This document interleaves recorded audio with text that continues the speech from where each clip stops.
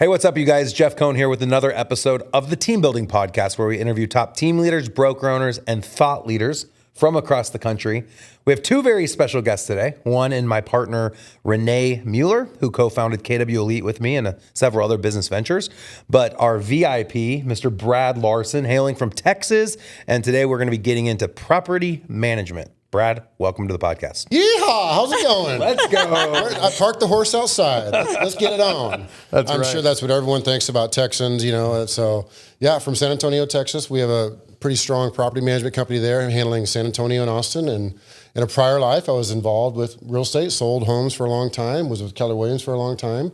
And so, yeah, I'm happy to be here. Awesome. Well, we're really happy to have you, and Renee is going to help me co-host today and ask some poignant questions that we think would be specific to our audience of real estate teams and brokerages. So let's just get right into it. Property management. What have you seen the last 5 years, and what do you foresee over the next 5 years? We talked a little bit about this at dinner last night. Boy, that's a long question because the last 5 years, we've been wringing our hands waiting for now to get us to the next 5 years. So the next 5 years could be the best 5 years we've ever had in property management. You know, we've been hot and heavy the last 10 years in sales. Obviously, investors are coming in, they buy homes, they need management. Okay, we manage. But when somebody could sell a home with a Facebook post a year ago, 2 years ago, there was no need for anybody to push into management as a reluctant landlord. Now with the market turning, you're going to see more and more people pushing into that reluctant landlord space, the accidental landlord, if you would, and they're going to need management because their intention may be to come back and or sell the property when that market turns and goes up again. Mm-hmm. And I think it was pretty interesting. You had mentioned yesterday when we were talking about this, that 70% of doors that are managed are typically managed by the homeowner, and it's usually a mom and pop homeowner that might own 2 to 5 doors. Correct. Is that about right? We have only a 30% penetration into the actual rental market itself under professional third-party management. And the rest of them, our competition it's not another agent, it's not another property management company, it's the individual landlord managing their own property themselves. And that is very state specific. So certain states is tougher to do in, like California and other places. Mm-hmm. Other states it's very easy. You can write a lease on a napkin and there's no screening and they just do maintenance however they want to do it. And it's very loosey-goosey, and we're seeing that change. And you start hearing things about rent control, and you start hearing things about any sort of legislation that's going to govern how people are using a rental property. And they were talking about implementing a mandatory class for individual owners in California in the most recent legislature. Now, thank God I'm not in California. No offense to anybody listening, but I liked operating in Texas. But everything that happens there bleeds east. Mm-hmm. So if they're talking about doing that now, it's only a matter of time before it's going to be very challenging for owners to manage on their own, and they're going to be looking for the third-party property management. Now, one of the things I want to bring up with you is I love the property management faction inside of a real estate brokerage because in a sense, real estate brokerages or teams could treat a solid property management faction as a holding pen for listings. Mm-hmm. Because if a seller that you've been working with for years and years, you've been just all the touches that you're supposed to be doing, and they're not quite ready, or they're buyers and they're not quite ready, you can nurse them along in the property management world, make them a tenant for a year, then sell them another home. Put their home in the rental pool and rent it out for a year or two and then sell it. If you lose control of that, you potentially lose that listing and lose that business. And as the market shifts for not only the homes in general, home sales, but the market for real estate agents, I think this is a really good option for them. I think you're right. And, Renee and I both run successful real estate businesses. And I know over my career, there's been hundreds of people who've reached out and said, I'm not actually buying. Do you guys have any homes for rent? And all the way until about 2 years ago, when I partnered with Renee to launch property management, I would just refer them off to friends of mine that I knew had properties that they managed, or I'd point them to a website to go look for rental properties. So to your point, if you incubated that inside of your own ecosystem, if you're a team or a brokerage and you had your own division, you'd have properties you manage and hopefully properties that were available. And the way you do that is you give them a break on the rent, or you give them a break on the application fee, or you work some sort of buyer's agency agreement inside of that lease agreement, get an RFR or whatever you got to do. There's a lot of ways to nicely tie them into using you down the road, either for selling or for buying a home. So Renee, I know with you, your first door, I believe you acquired when you were 19 years old. I'm assuming you managed that door on your own. What are some of the lessons you've learned now over the last 20 plus years I shouldn't age you. 5+ years. I was going to say, yeah. Oh, a ton of lessons since then, Jeff. I mean, I that was my first. It was a duplex, and I was still in college. I loved it because we packed 4 people into one side and 5 or 6 into the other, and so I had cash flowing all the time, and people probably thought I was doing something illegal back then. But it didn't take me long to realize that I needed help. I wasn't going to manage any more than the 2 doors. That was it. So you're taking calls in the middle of the night, you're servicing, you're pretty much everything. You're the maintenance person, you're the one collecting rent. And I really was not educated on all the regulations at that point either. I mean, even in Nebraska, there's certain things you can or cannot do, certain things you have to disclose, giving the security deposits back at a certain time. And so it wasn't until many years later I realized how closely the 2 teams, as far as sales and property managers or property management teams, can work together. So, through just like anything else, through trial and error, you're learning, and I didn't want to do it anymore. It didn't take long at all. So sure. Well, and this sounds just like someone running a real estate team who's also selling real estate, who's also running marketing, who's also doing coaching. Yeah. And all of us have to decide what roles do we want to leverage. Just like with property management, Brad, I'm sure you're not the one someone's calling when the ice machine breaks. Correct. That's typically, you build systems, you have processes, and you train your tenants and your owners to work through your systems and processes. And you don't take those Sunday afternoon calls. It's one of the few businesses in real estate that's actually sellable. It has a capital value attached to it, proven over and over and over, very much like a book of insurance, for example. When you have recurring revenue per month, it makes that business, it's trading for 1.5x revenue. They can break it down to 3 to 5 times profit, EBITDA, whatever you want to call that, or even break it down to $2,000 or $3,000 or $4,000 a door per unit. But it has a capital value attached to it. You just got to build it up to where it can sort of run itself. You could look at it, once a week, once a day, whatever you want to do, but it's process work. This is not magical sales skills where you're twisting arms and trying to convince people with a closing scenario to buy something. Right. They all need it. They want it. You just have to execute the service at a decent level and provide good communication. And that's really it's going to work miracles for you. In your opinion, how many doors would one need to manage to hit economies of scale to really have it make sense? So you've got the mom and pops who have 2 to 5 doors, maybe 10 if they're stretching. At what point, if you're going to run a property management division, how many doors do you need to make the juice worth the squeeze? 85.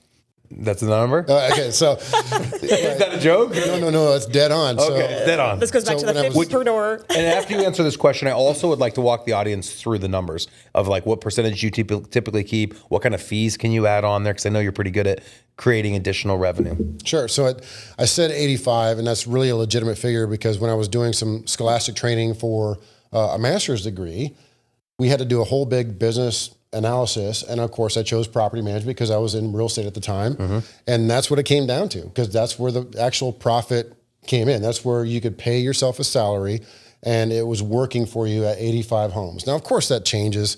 You mentioned a California brokerage today and their rent's at $4,500 a month. Are you kidding me? So it's just, they could manage, I was going to say, exactly. They could manage 20 and they'd be profitable, or it could be a smaller market and they need 150, and it depends on what level you want. But there is at some point economies of scale. And even if you are breaking even, you're still doing well because you're keeping that home under your control to provide them with other services and or sell that home. So it's really inside of a brokerage. A lot of them treat it like a loss leader, but it doesn't have to be. It can be a well-run business that can stand on its own, and there can be a very healthy synergy between a real estate brokerage and a property management firm, and they could both be owned by the same entity. Now, my recommendation, of course, is to potentially rename it. We had a long discussion about that with branding. I like this. Because you want to separate the branding. You don't want to call it XYZ real estate team and then XYZ property management team, because the XYZ persona gets crossed over. And you made a good comment that the real estate transaction takes 90 days, whereas property management might go 9 years. Exactly. And obviously in 9 years, there's going to be some challenges. And so it could give your real estate company a bad name. So have the name separate. I agree with that. Yeah, the 90-day stuff also is like, it's a very happy time. Hey, we're buying you a home. Right. Hey, we're selling you a home. We did it. We did a great job. Okay, we're all high-fiving at the end.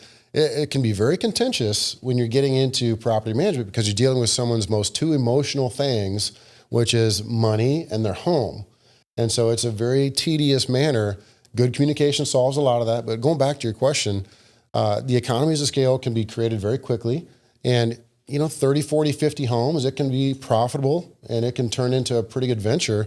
And there's all kinds of ancillary revenue maximization opportunities in and around that. So it's not just a management fee and that's it. Right. Right. There's so many more things that tenants are used to paying.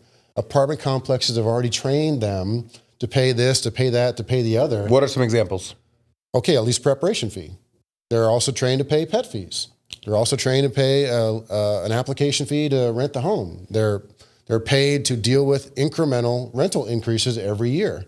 So they're trained, not paid. They're trained. Renter's insurance. They're trained to already accept having to get renter's insurance. They're trained to pay their own utilities. So it really is, they're doing the work for us, whether it's their dorm room in college or their first apartment, wherever they land out of the nest. They're trained to get to that point. So renting single family homes, even though it can be challenging at certain points, is very rewarding. And I would encourage real estate teams to look into it, because times are changing with brokerage as a whole. Like we have this whole buyer's agency stuff going on that you and I could talk about for a half hour. So if that decreases and there's all of a sudden now that much less business that you're able to get in as far as revenue from commissions, you got to make it up somewhere. A lot of offices, to close this out, is they use their property management firm just to pay their overhead of the office, right? So they just do enough. Okay, what's my overhead of my office? Let's say it's, for easy math, $10,000 a month. Right. If the management company can make me $10,000 a month, that pays for the office itself. Every commission I pop is just simple gravy on top of that. Yeah, I like that. So let's go to the 85 doors. What's your average value of a door? Like, how would you figure up what you're making? Would you say your average door is a $200,000 door, and you guys are the 1% rule, a little below the 1% rule? So and then you get a percentage of that. We break this down pretty well. It's through the NARPM accounting standards, and we look at revenue per unit and then profit per unit. So a good revenue per unit mark is roughly $300 a door per month. $300 per door per Is that at about a 10%, 12%? It can be the flat fee. It can be the 8, 9, 10, 11% model that we all have heard of. But 300 is the number. 300 per unit is revenue, top line. Yep, and then profit, if you can get to $50 to $75 per unit in profit, that's pretty much the benchmark. So 20%. Call it 50%. Call it $50 a unit. Okay. Easy math. So I'm at 25,500 gross per month. And then if I just looked at $50 times 85, you're looking at $4,250 net a month times 12. And now you're at 51,000, and that's just off rent. That's not all the other extras that you had talked about. And that might pay your rent. 100%. Right? Especially if you have just a smaller office, right? It could totally pay your rent for that office as you build that up. And don't forget, commissions are coming out of that. So that's even harder to quantify. But you can also sell the homes in your inventory to other investors and never lose that home and get a commission times 2. Right, so that's always a big play. So, I love it for myself, and that's one of the reasons Renee ran one for so long. And I think you had a really large book, Renee, and that was because you were acquiring a lot of doors and wanted to manage them yourself. And when I say manage them yourself, have people that manage them for you. Right. And this is what I've told Brad. Most everything I've done has been created out of just pure need, and it's grown organically because of that. Yeah. So when you have enough doors, you could say the same, Jeff. I mean, this is what I'm saying. So, but it's just not as easy as what it sounds. I'm going to go start my own property management company. Okay. Well, how do you manage the team? How do you scale? How do you, what sort of fees and charges and forms and all that fun stuff? So Brad, where does someone go that listens to this episode and goes, you know what? Why am I giving all these leads off to this third-party property management company in my market? We do want to build one of these in-house. What would be some of the best podcasts, books, groups, events that someone could attend that's thinking about getting into this space? So there's lots of ways to go. First, they probably want to get involved with NARPM, National Association of Residential Property Managers. Join that organization, find a conference, go to a conference, get on the chat boards on the Facebook and other places. The Property Management Mastermind is a faction that I run, and our Facebook group is over 11,000 members now. Property Management Mastermind Facebook group. Okay. And then we also have a Property Management Mastermind conference. So pmmcon.com, there's a conference coming up at the end of March in Nashville. That's a really good place to go and network. I'll be there, by the way. Can't wait to have you. Now, here's the thing about property managers, especially in the NARPM or PMMCon realm. If a newbie walks in and says, I want to learn about property management, will somebody help me? Everyone will help you. I'm not kidding. Everyone will help you. They're not going to turn and run away from you like that happens in the realtor community. Right. No offense. Like your competition. You're the competition. I'm not telling you anything because you could use it against me. It's not like that. Even in my own market of San Antonio, I could pick up the phone and call all of my competitors and ask them a question. I need help with this. I need help with that. They're going to help me because they realize exactly what I said before is they're not my competition. It's the individual landlord out there. That's our competition. And so I think everybody should look into building one of these factions in their organization. It's just too good to not. Now is the opportunity. I love it. Renee, any other thoughts, comments? It just goes back to what we've talked about before, Jeff, and that's, the commercial real estate sector has always had, I think, property management teams in their offices for that reason. You're selling these big portfolios and you might as well manage them. And when we've talked about, well, why, what's the demand? I think it's only going to get more. It's only going to increase because of the regulations changing, like we've talked about. So I think it's very synergistic between the two. Very good parallel because the commercial companies do that. Yeah. You're spot on with that. That's very good. Yeah. So it's just time the residential arena kept up. And we even talked yesterday, was it Australia you guys had mentioned, that they don't allow their traditional owners, landlords to manage their own doors. You have to be an official, what is it, government regulated property management company? It's completely flipped to the Australian market, is completely flipped from the U.S. market. 70 to 80% of landlords in Australia use and hire a third-party property manager, right? They look at you, if you go to a cocktail party, if you are managing yourself, they look at you like you have something growing out of your head. It's that way. It's a You're too different poor mindset. and can't afford it. And Yeah. yeah. Here, it's, as we said, it's only 20, 30% are into third-party property management. So there's plenty of opportunity, plenty of business to go around. Awesome. Any technology that you'd recommend if someone is thinking about managing their own doors and they've been doing it on sticky notes but want to step up their game? What tech stack do you think works the best? So training wheels, I would recommend Buildium. And that's a pretty good product to use. It's meant for the individual landlord, maximum of 40, 50 units. And it's super easy to get into. Buildium is what it's called. The next level clearly is going to be a software like RentVine. They're newer to the play. RentVine is super solid. They're an actual great company to work with as far as implementing and getting everything you need. And they've taken the best of what's going on in the industry. They've taken it from all the players out there, the Yardies, the Appfolios, the rent managers, the property wares. There's several others I'm probably forgetting, but they've taken all that and compiled it. So RentVine would be my recommendation, 40, 50 doors and beyond. And they're the long-term solution for both HOA, short-term rental, commercial, anything that you want to manage, they can run through that system. They're one of the few that I've seen with an open API as well. So I think you're right on that. Agreed. Yeah, there's lots of good plugins that can go into that, such as a really good inspection module. I recommend Z Inspector. They're a super great inspection module because you have to do periodical inspections or renewal inspections. And I hate the term inspection, but let's call it an assessment, right? Mm-hmm. So I don't want people screaming at me like, you're not a licensed inspector. You can't use that term.